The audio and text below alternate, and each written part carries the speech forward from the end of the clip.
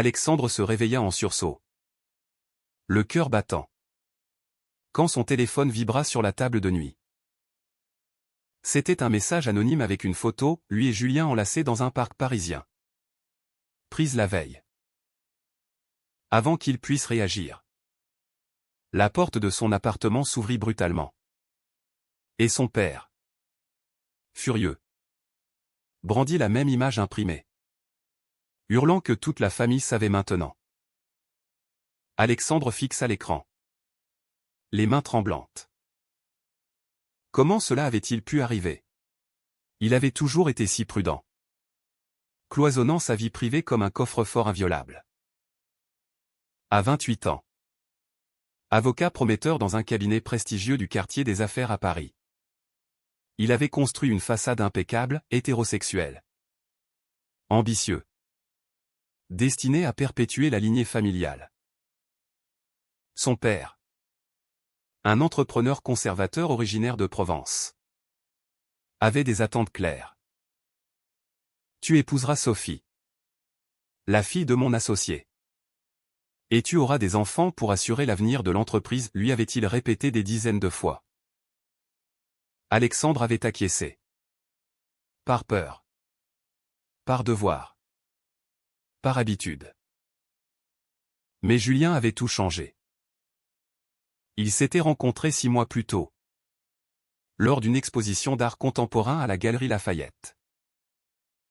Julien, 25 ans, était un peintre freelance, libre comme l'air, avec ses cheveux blonds ébouriffés et ses yeux bleus qui semblaient percer les âmes. Alexandre avait été attiré par son tableau représentant une tempête sur la Seine, symbolisant pour lui le chaos intérieur qu'il réprimait depuis l'adolescence. Une conversation anodine sur l'art avait débouché sur un café. Puis un dîner. Et enfin, une nuit où Alexandre avait osé admettre ses sentiments refoulés. Julien, ouvertement gai, l'avait accueilli sans jugement, avec une patience infinie. « Tu n'es pas obligé de te cacher avec moi » avait-il dit. Et pour la première fois, Alexandre s'était senti vivant. Mais maintenant, ce monde secret s'effondrait. Son père, Henri, arpentait le salon, le visage rouge de colère. « C'est une honte. Tu nous déshonores tous. Ta mère est effondrée. Ta sœur pleure. Et Sophie? Elle attend ta demande en mariage depuis des mois. » Alexandre essaya de nier. Mais les mots s'étranglèrent dans sa gorge.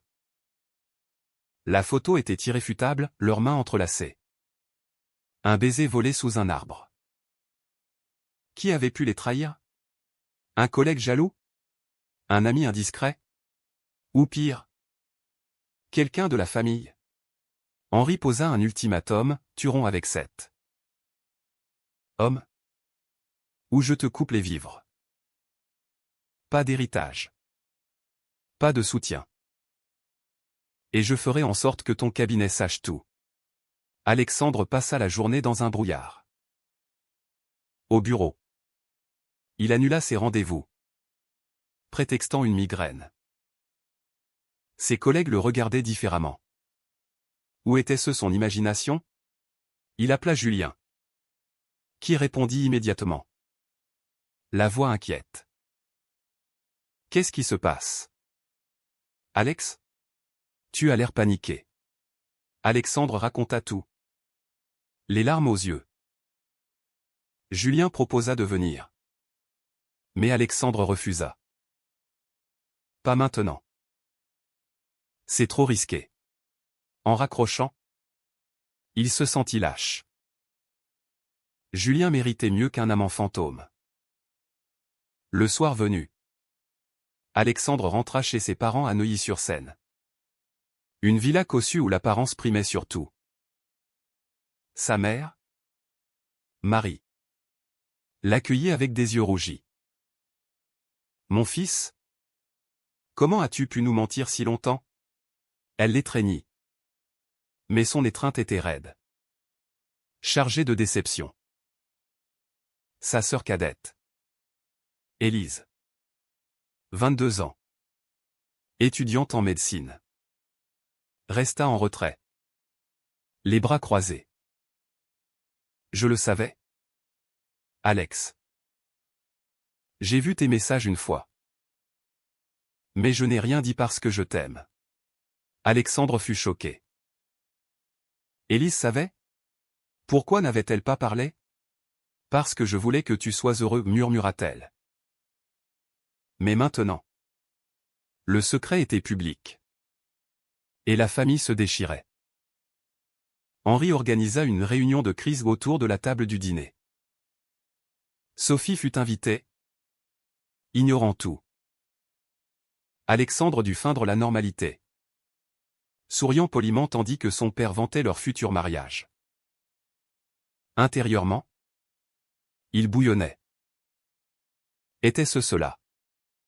Sa vie? Une mascarade pour plaire aux autres? Julien lui envoya un message, « Je t'aime. On affrontera ça ensemble. » Mais Alexandre doutait. Le prix de l'authenticité semblait trop élevé, perdre sa famille, sa carrière, sa sécurité financière. Cette nuit-là, allongé dans son ancien lit d'enfant, Alexandre revit son adolescence.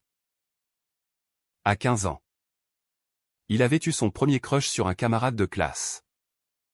Mais la peur l'avait fait taire. Les blagues homophobes de son père. Les sermons du prêtre local sur le péché. Les regards suspicieux de la société française conservatrice, tout l'avait poussé à se renier. Julien représentait la liberté. Mais aussi le danger. Devait-il tout sacrifier pour lui? Ou capituler? Épouser Sophie. Et vivre une vie vide? Le sommeil ne vint pas. Seulement des questions sans réponse. Le lendemain, Alexandre confronta Élise en privé. « Pourquoi n'as-tu rien dit ?» Elle soupira. « Parce que papa est intransigeant. Souviens-toi de l'oncle Paul. Chassé de la famille pour avoir divorcé.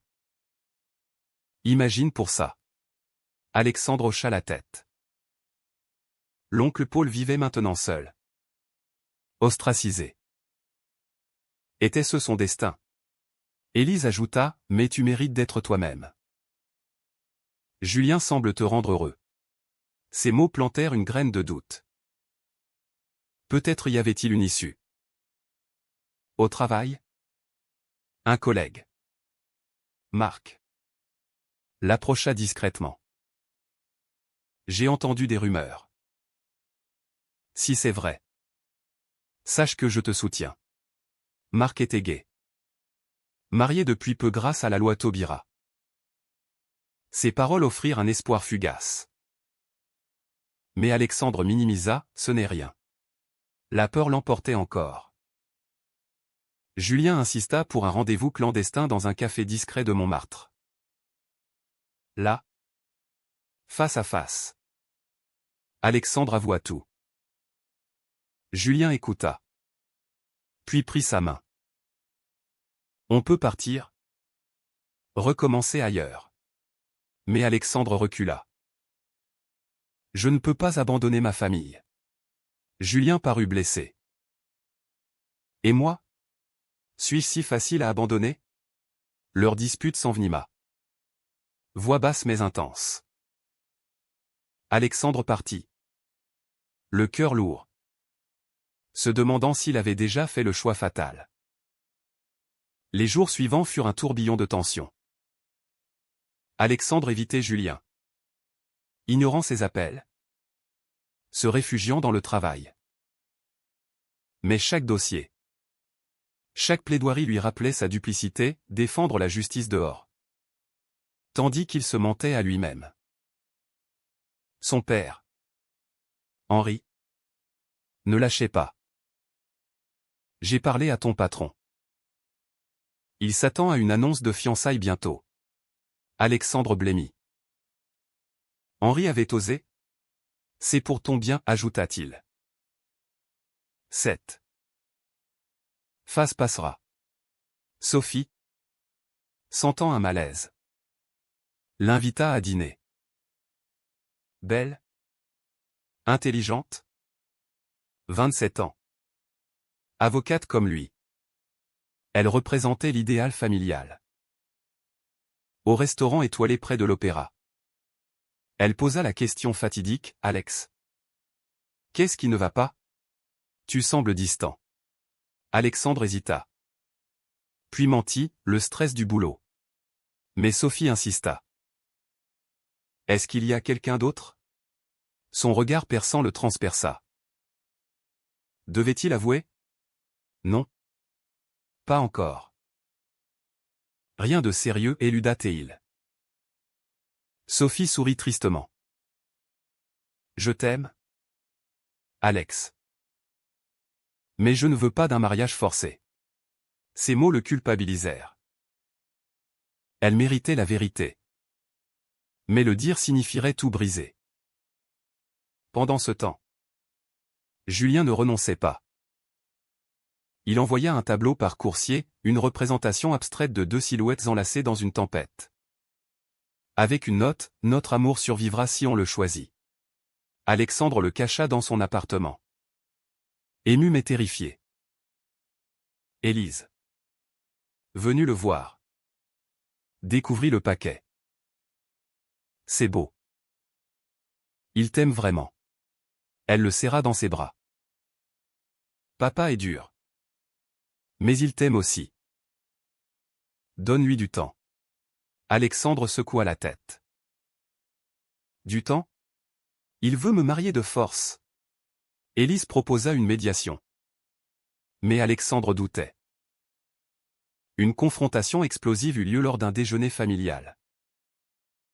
Henri brandit un article sur les dangers de l'homosexualité tiré d'un journal conservateur.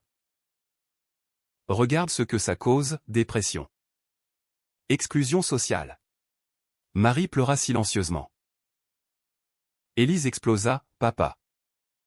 C'est archaïque. L'amour n'a pas de genre. Henri la foudroya. Toi aussi. Tu le soutiens? Trahison. La table se transforma en champ de bataille.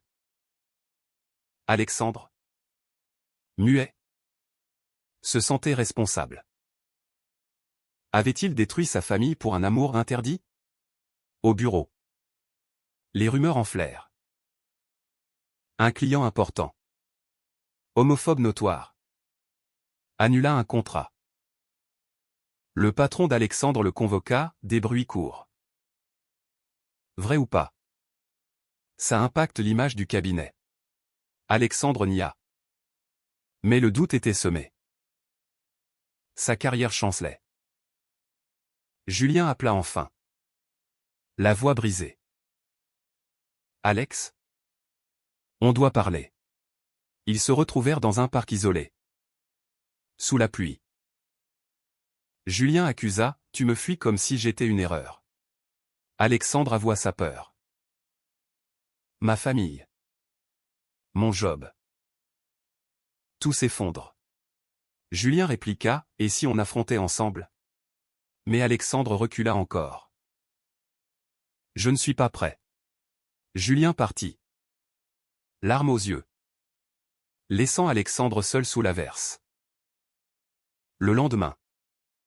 Un choc, Élise confia qu'elle avait vu Henri fouiller le téléphone d'Alexandre des mois plus tôt. C'est lui qui a envoyé la photo anonyme. Non. Impossible. Mais le doute s'insinua. Alexandre confronta son père. As-tu fait ça? Henri nia farouchement. Jamais. Je protège la famille. Mais son regard fuyant trahissait-il? Alexandre quitta la maison. Furieux. Sophie, apprenant la vérité par une amie commune, le confronta. Tu es gay? Pourquoi ne pas l'avoir dit? Alexandre s'effondra. Avouant tout. Sophie, blessée, pleura. J'aurais compris. Mais tu m'as utilisé. Elle rompit. Laissant Alexandre coupable. Avait-il sacrifié une amitié pour un mensonge? Julien, de son côté, luttait. Ses amis le poussaient à tourner la page. Il te cache. C'est toxique. Mais Julien croyait en Alexandre. Il organisa une exposition dédiée à leur histoire. Tableau codé de leur amour. Un critique nota une profondeur émotionnelle rare. Comme un cri étouffé. Alexandre, informé par Élise, y alla incognito. Voir leur relation immortalisée le bouleversa. Il envoya un message, c'est magnifique. Pardonne-moi. Julien répondit, viens me voir. Ils se retrouvèrent chez Julien. Un loft bohème à Belleville. Pour la première fois. Alexandre s'ouvrit complètement. J'ai peur de tout perdre. Julien l'embrassa doucement. Mais tu gagnes la liberté. Cette nuit. Ils parlèrent jusqu'à l'aube, planifiant un avenir incertain. Mais le matin. Un appel d'Henri, ta mère est à l'hôpital. Crise cardiaque. À cause du stress. Alexandre raccrocha. Horrifié. Était-ce sa faute? Le prix de son choix pesait lourd. Alexandre se précipita à l'hôpital Cochin. Le cœur serré. Marie gisait pâle sur son lit. Branchée à des moniteurs. Henri, à son chevet, leva un regard accusateur. Regarde ce que tu as fait. Élise murmura, ce n'est pas juste. Papa. Les médecins parlèrent de surmenage émotionnel. Alexandre s'assit, tenant la main de sa mère. Pardon? Maman. Elle ouvrit les yeux faiblement. Je veux juste ton bonheur. Mon fils. Ces mots le transpercèrent. Pour la première fois. Il sentit un soutien maternel. De retour chez lui. Alexandre réfléchit. Le diagnostic de Marie avait tout changé. Devait-il renoncer à Julien pour préserver la santé familiale? Ou assumer? Julien appela. Inquiet. Comment va-t-elle? Alexandre raconta. Voix tremblante. Julien proposa de l'accompagner. Mais Alexandre refusa. Pas encore. Julien soupira. Quand seras-tu prêt? La question plana. Sans réponse. Au travail? La pression montait. Le patron suggéra une pause, prends du temps pour régler tes affaires personnelles. C'était un euphémisme pour mise à l'écart. Alexandre perdit un gros dossier. Attribué à un collègue hétéro. La discrimination subtile de la société française le frappa, malgré les lois progressistes. Les préjugés persistaient dans les cercles élitistes. Marc, son allié, conseilla, assume-toi. C'est libérateur. Mais Alexandre hésitait. Élise organisa une rencontre secrète avec Julien. Mon frère t'aime. Mais il est coincé. Julien hocha la tête. Je sais. Mais je ne peux pas attendre éternellement. Élise plaida, donne-lui une chance. Cette alliance inattendue réchauffa Julien. Peut-être y avait-il espoir. Henri, sentant le vent tourner, durcit sa position. Il invita un prêtre ami pour une discussion spirituelle avec Alexandre. Le père Lucien parla de tentation et de rédemption. Alexandre écouta poliment. Mais intérieurement, il bouillait. Était-ce de l'amour ou du contrôle?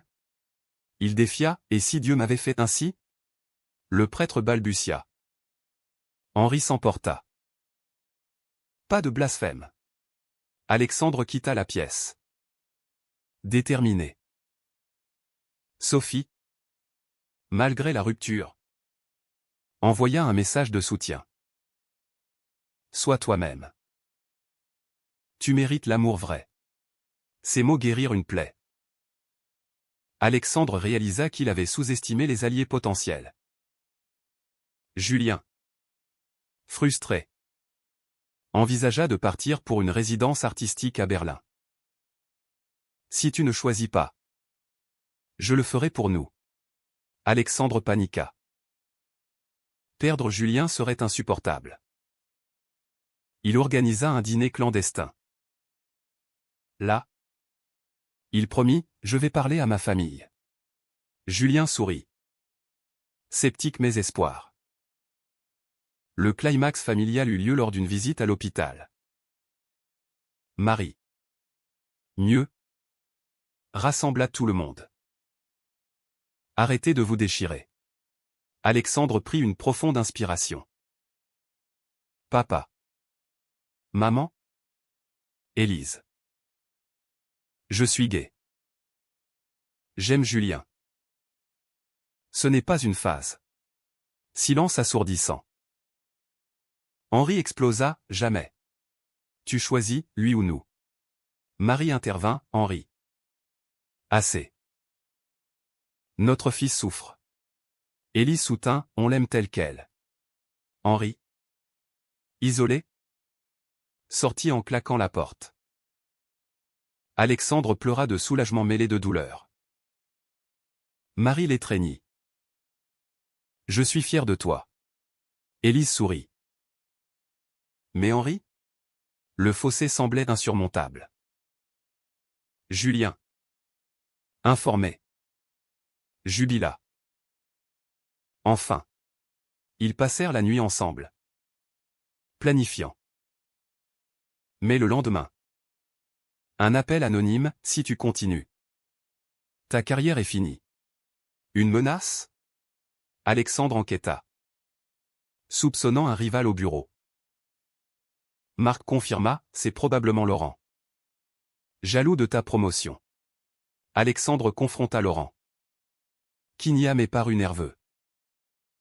La société pesait lourd. Des amis distants envoyèrent des messages de soutien mixte, d'autres disparurent. Alexandre assista à une Pride Parade incognito. Voyant des couples libres. Cela l'inspira. Henri rappela. Voix brisée. Viens dîner seul. Alexandre accepta. Espérant une réconciliation. À table. Henri avoua, j'ai peur pour toi. Le monde est cruel. Alexandre répondit, mais me rejeter les plus. Henri pleura. Une première. Donne-moi du temps. C'était un pas. Julien et Alexandre avancèrent prudemment. Une sortie publique, main dans la main au Louvre. Des regards. Mais aussi des sourires. Le prix, quelques amis perdus. Mais une authenticité gagnée. Les mois suivants testèrent leur résolution. Alexandre reprit le travail. Affrontant les murmures. Son patron. Après une discussion franche. Le soutint, ton talent prime. Mais Laurent. Le rival? Sabota un dossier. Forçant Alexandre à prouver son innocence. Il gagna. Mais au prix d'heures épuisantes. La discrimination rampante le marqua, promotion retardée. Client frileux. Pourtant. Il persévéra. Devenant un modèle discret pour d'autres. Julien exposa à nouveau. Incluant Alexandre ouvertement. La presse nota, un couple inspirant dans l'art contemporain. Des critiques conservateurs attaquèrent. Mais le soutien public grandit. Julien paya le prix, commandes annulées par des galeries traditionnalistes. Ça vaut la peine, dit-il à Alexandre. Leur amour se renforça dans l'adversité. La famille évolua lentement. Marie invita Julien à dîner. Ravi de vous rencontrer. Julien charma. Parlant arrêt voyage. Élise devint une amie. Henri resta distant. Mais envoya un message, « Joyeux anniversaire ». Un début. Alexandre visita souvent. Reconstruisant les liens. Le prix, patience infinie. Pardon mutuel. Un jour, un scandale éclata, un politicien conservateur, ami d'Henri, fut outé. Henri, choqué, appela Alexandre. Je comprends mieux ta peur. Ils parlèrent des heures. Henri admettant ses préjugés. J'ai été élevé ainsi. Alexandre répondit, mais on peut changer. Henri promit d'essayer.